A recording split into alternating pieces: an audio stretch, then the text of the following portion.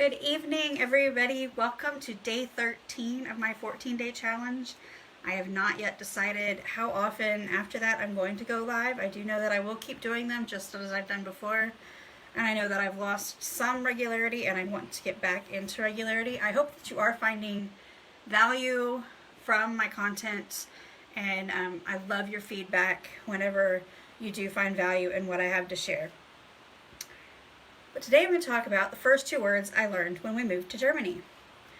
So if you've never been there and you don't know anything about Germany, the road systems, the traffic situation, it's a little bit different from here in some ways. In other ways, it's not at all. And if I butcher these words, my German friends, I'm really, really sorry. The first word that we learned is Stau. And Stau is, very simply put, a traffic jam.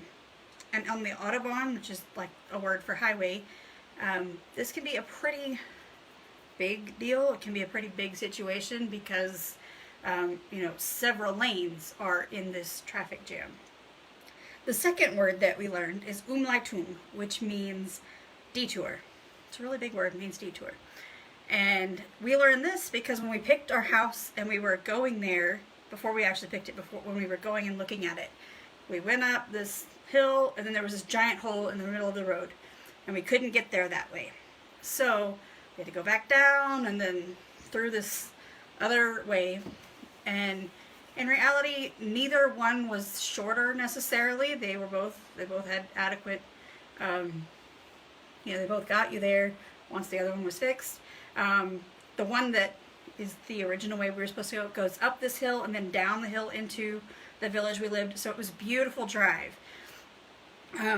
But it doesn't matter if you can't get where you're going. So we also used GPS a lot there because we didn't really know where anything was. And it was a good thing that we had it at least that first time going to our house so that we knew where we were going. It took us a few times to get that route down, but we got it. So do you ever question just how reliable is my GPS? Especially maybe if you're prompted to exit somewhere where you can't. Maybe the exit doesn't exist anymore. Maybe it's closed for construction. Maybe, it's not even there. There's nothing where you can turn. Or maybe your GPS takes you to a deserted dirt road in the middle of nowhere instead of keeping you on the 2-lane highway that you absolutely know for certain you were on the last time you drove that particular route. Well, this has happened to me. And so I've questioned, just how reliable are you? I do a lot of driving with my shows and events, and then also when I go visit family. Most of the time, some of those things I don't need the GPS for anymore. I just know the route very well, and I can get there no problem. Other times I know the route most of the way, except for like that last few miles. Maybe there's like a tricky exit, or maybe there's a lot of turns to get to them, especially the little towns out here, because you can have like 7 farm to market roads that take you in kind of a block pattern, and not a straight road to get there. So for those, I need those turn-by-turn directions. Or maybe if the weather's bad, I like having that assurance that I'm not going to miss my turn.